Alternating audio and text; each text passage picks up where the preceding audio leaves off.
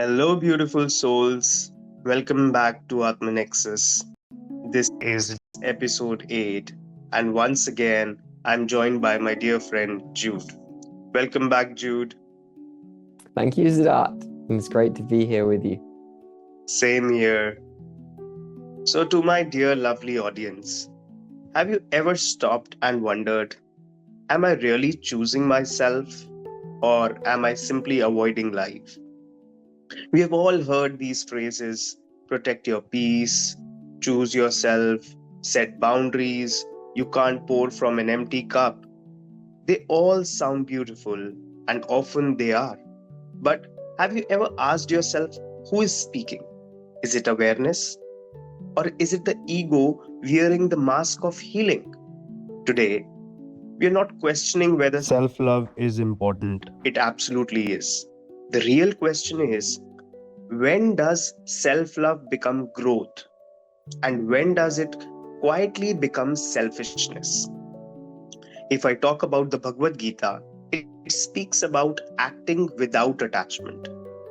The Buddha speaks of the middle path, not neglecting yourself, but not becoming consumed by yourself either. Even modern psychology suggests that genuine compassion makes us more compassionate towards others, not less. So today, let's explore a simple yet profound question. Are we filling our cup so that it can overflow? Or are we spending our lives protecting it? So, Jude, the phrase you can't pour from an empty cup has become incredibly popular these days. But do you think people sometimes misunderstand it? Or can filling your own cup become an endless project where we never actually pour into anyone else's life? Great question. Certainly, I think it's an endless project. It's almost like as you expand your cup, your metaphorical cup, and your ability to serve others and to give to others and to help others expands directly in alignment with your spiritual expansion. And I think that the term "you can't pour from an empty cup" has been so overused that people kind of brush it off, whereas the actual philosophy behind it is so profound.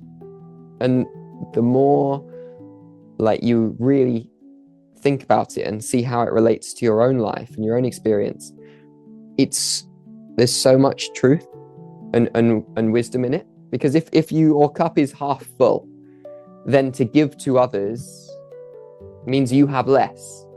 Whereas if your cup is effortlessly overflowing, you are able to give to others and enrich the lives of others and serve humanity without depleting yourself. And I think as we evolve through our journey through life, all on our own spiritual journey, your understanding of this saying evolves in alignment with your evolution. But it's so, the essence of it is so poetically beautiful and amazing. And I think that, going back to what I was saying a second ago, as you evolve and expand, your cup grows. And then the ripple effect, the impact of the overflowing of your cup grows directly in proportion to your own growth. So it's like filling your own cup and helping yourself. It can appear selfish from the outside, but it's actually the most selfless thing you can do, because that's the only way you can truly give love and compassion to others. If there is any sense of lack, if there is any attachment to what you are giving or sharing, then that is not love. I love that perspective, and you're absolutely right, because the ripple effect is actually there. And if I talk about awareness, I feel it restores itself so it can contribute, while the ego, it keeps waiting until it feels completely satisfied. And that day never seems to come, I feel. Perhaps our cup doesn't fill only by receiving, maybe it also fills by giving to others. Do you feel the same, Jude? Yes, certainly. And I'll share about my experience this week, the last like few months, I've done a lot of studying and a lot of my own practice, like alone or as a student. And the last couple of months I've returned to teaching, but this week I've been teaching and working with others and giving to others like 6 or 7 hours a day. And so much energy is coming to me because I'm giving to others. And it's just such a beautiful reminder of how wonderful it is to give to others and to serve others and to give to others. It's the law of attraction in motion. The more you give, what you give, you will receive back. But it's all invisible forces, right? Because none of these things can be seen or measured or understood in theory. It's something that you have to experience to truly have faith in. And I think that is the difference between faith and belief. Faith is something you know to be true because you've experienced it. Belief is an ideology which exists in the mind. I can resonate with you on this because I also feel teaching is twice the learning. And when you're teaching, when you're interacting, when you're sharing, I don't know, from somewhere that energy comes within you. You research, you want to give your best. And if you enjoy that journey, you're actually practicing and teaching and researching and digging deep. So it Yes. serves all the purpose. And I think that's the best feeling you have. And from your experience, that energy that comes, does it almost feel like it bubbles up inside you? Like it doesn't come from outside, it flows from within you. Yes, everything is within us. Every single thing. It's just directing us and redirecting us, telling us, okay, we can do this better, and let me make you do this. And you come to new conclusions every time, even if you do the same thing. Yes, I agree. You come back to the same point, right? It's like one of our mutual friends explained to us, and I know you'll know what I'm talking about the infinity sign that then always leads back to the same point, the figure of 8 Yes. sign. You know what I'm talking about? Yes, I do remember. Jude, we also hear people say, protect your peace. It's beautiful advice. But how do we know whether we are protecting our peace or simply protecting our comfort? And where does a healthy boundary and an emotional wall begin? I think you can only know from like being connected to your feelings, to your inner guidance system, to intuition. If you're completely identified with the mind and disconnected from your body and your feelings, then you can't, because it's just the mind making decisions. So I think the question you ask is completely multidimensional, and we'll have a different answer for it. Like in practical sense, we'll have a different answer for everybody. I think you know in your heart. It's like when you get the phone call that you don't want to pick up, like in your gut, there's no thought, but you just don't want to answer the phone, or you get a WhatsApp that you don't want to reply to. That's your gut instinct. And it's like, everything's balance, right? It's all about balancing our individual system to be in harmony. And I think it's the more connected we become to ourselves, we start to learn of when we're in balance and when we're out of balance, and having the foresight to know when taking on something else or when giving to others is actually going to tip us out of balance. So I think I've given a very abstract answer to this, but it's all about balancing your own system and the greater system. What I could infer from what you said is, like, you are talking about intention here, basically. Like, yes, sometimes we walk away because staying would destroy our peace. And other times we walk away because facing the situation actually requires courage. So the action may look the same, but the intention is completely different. So yes. I feel awareness, it creates boundaries without closing the heart. And fear builds walls. And you need awareness to know whether you're acting from love or fear. That's the awareness that you need, to understand or to feel where your action is coming from. And if it is that you're acting out of fear, maybe to choose a different response in that situation to how you may have responded in the past. And I think that is transformation, responding to the same situation in a different way, in a way that you are proud of and your higher self would choose to behave. Yes. And many people spend years working on themselves, Jude. They read books, they meditate, attend workshops, listen to podcasts, but they rarely show up for others. Like, you feel, can personal growth become another form of self-obsession? How do we know that we are truly growing?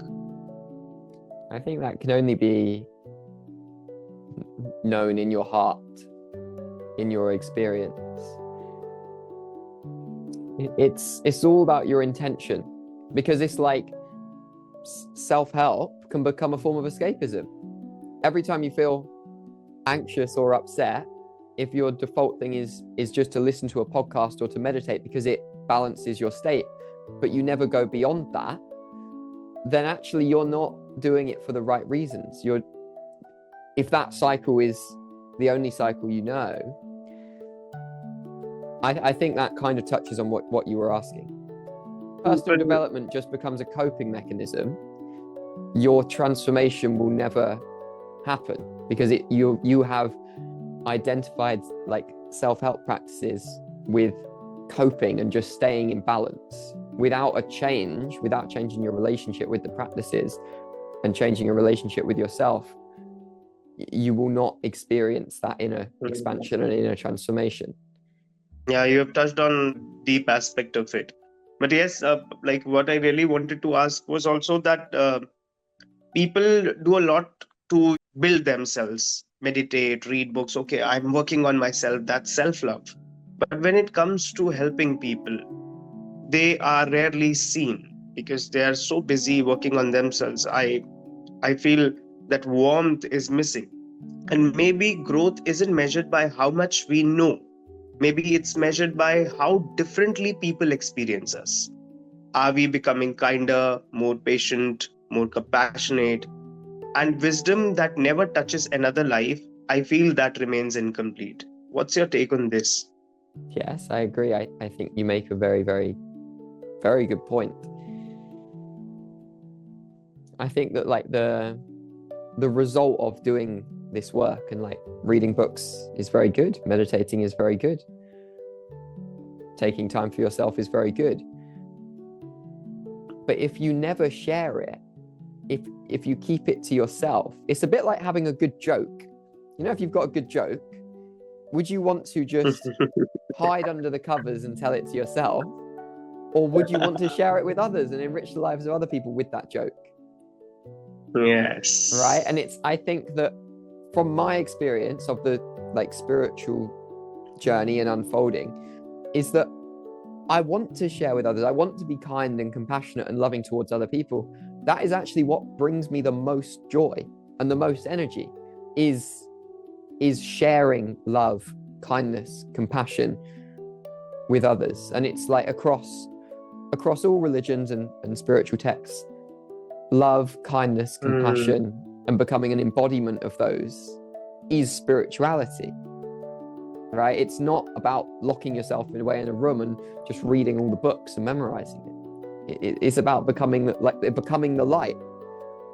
Becoming the light. And a natural byproduct of that is you radiate love and compassion. And by harboring that within yourself, you naturally, effortlessly radiate and share that with others, beings that you come into contact with, without any effort. Right. Jude, people often say, I'm choosing myself. But my question is, are we choosing our highest self or are we simply choosing our preferences? What's the difference between awareness and ego in moments like these? I think that ego is any time that you shrink or recoil And choosing the self is when you choose courage, love, and maybe have to step outside your comfort zone. I can feel that because the ego keeps asking, what's best for me? And awareness, it asks, what is the most loving thing to do in this moment? Sometimes both tell us to say no. That's completely fine. Sometimes both tell us to walk away. But the difference is not in the action they are asking us to do. The difference is the consciousness behind it. I feel that. Yes, very good. Can you expand a bit more on what you just said? If I talk about ego, it always sees what's best for me. Okay, how will it benefit me? Whereas if I talk about awareness, it sees that what is the best thing to do in this moment, regardless of it talks about me or it talks about other people. It talks about the moment. Okay, what is the best action to do in this particular moment? They are both, maybe we do the same action uh, according to both, but the intention and the consciousness behind it, the action we are doing, matters a lot, and that I think makes you grow from inside. Beautifully said. Beautifully said. Identifying as awareness, you are no longer the small individual separate sense of self. Your avatar becomes a part of everything. And rather than just thinking about yourself, your body and mind, you're aware of something greater than the separate sense of self. And then you can act in alignment with what your awareness feels is right for the whole, not just for you.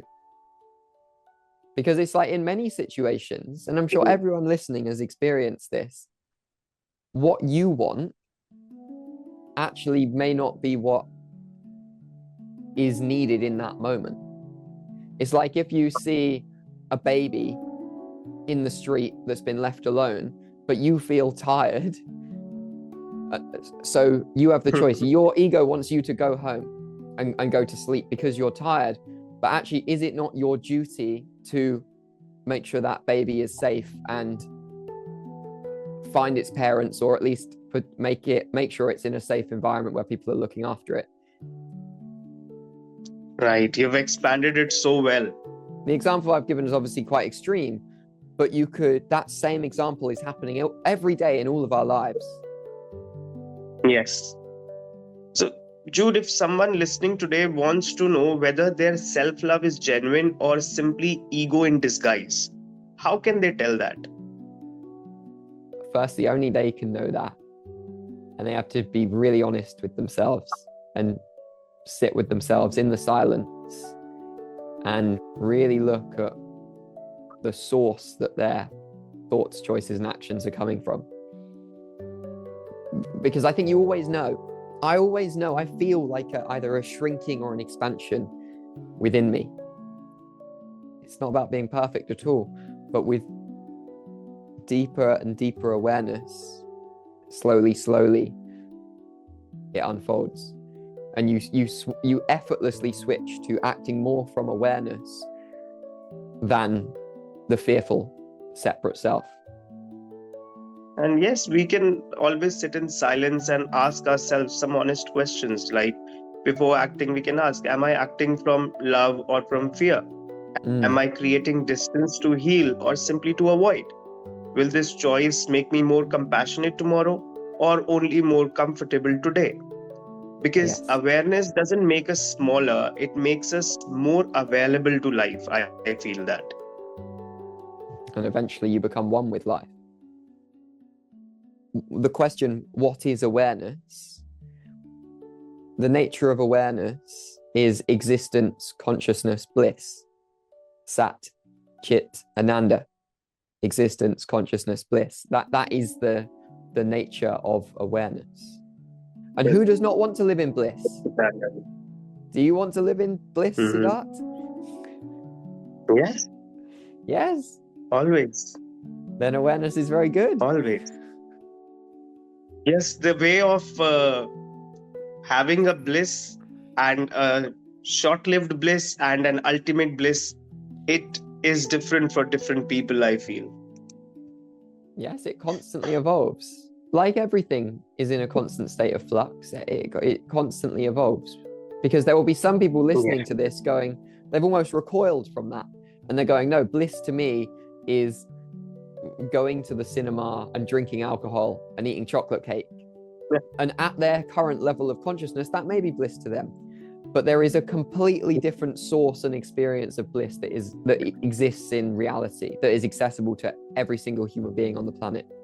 The more I experience the bliss and the peace and the joy and the abundance that comes with identifying with awareness, it's like a lot of the old parts of my life are just falling away effortlessly. Like what I now see as bliss and fulfillment is completely different to the answer I would have given you a year ago or 5 years ago. Yeah, it keeps changing with your experiences. Yes. And it gets simpler. It gets simpler and simpler. How would you conclude this topic in few words for the people listening to this podcast? I would say listen to your inner voice. Listen to the feeling. Allow the energy to guide you, and to have the courage to be honest with yourself. Most people were lying to ourselves every day, or believing the illusion, or creating illusions in our mind.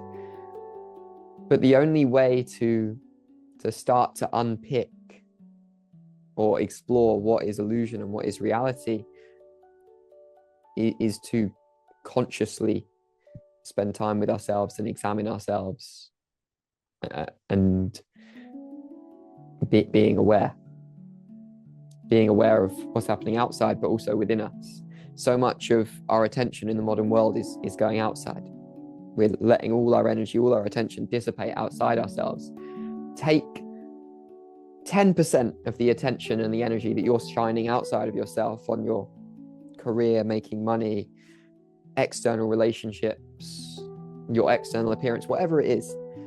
Take 10% of that energy and shine it within yourself, and it will illuminate so many things that have been governing your life but you weren't aware of until that moment.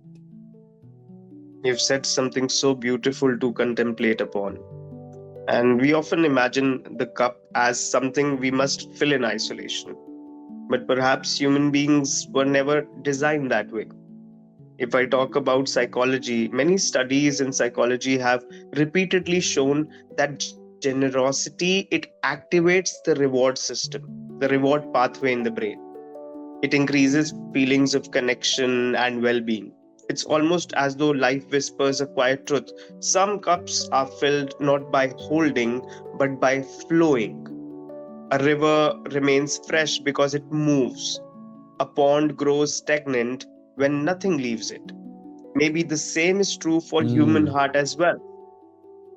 If there's one thought we would like to leave you with today, my dear audience, it's the purpose of filling your cup is not to spend your life guarding it. Don't just stand like a guard in front of it. It's to let it overflow. A flower doesn't bloom for itself. A tree doesn't eat its own fruit. A river doesn't drink its own water. So nature, it constantly reminds us that everything truly alive, it actually nourishes something beyond itself. Perhaps we are no different. We should rest, we should heal, we should protect our peace when wisdom asks us to. But don't forget why you filled your cup in the first place. Not to admire it, not to compare it, not to protect it forever, but to let it become a source of hope, kindness, compassion, love for others. Then only you have a meaning to your life. Maybe the real question isn't, is my cup full? Maybe it's because my cup is full, whose life becomes a little lighter today. Thank you for joining us for another heartfelt conversation. Jude, do you have something to say to the audience? listen back and reflect upon the nature analogies that Siddharth just gave. There is profound wisdom in those nature analogies that can have the potential to enrich all of our lives, myself very much included. Thank you so much. And if this episode resonated with you, share it with someone you care about and let us know your thoughts in the comments. Until next time, I am Sid, along with my dear friend Jude, and this is Atmanexus, where every conversation is an invitation to know yourself a little more deeply. Take care.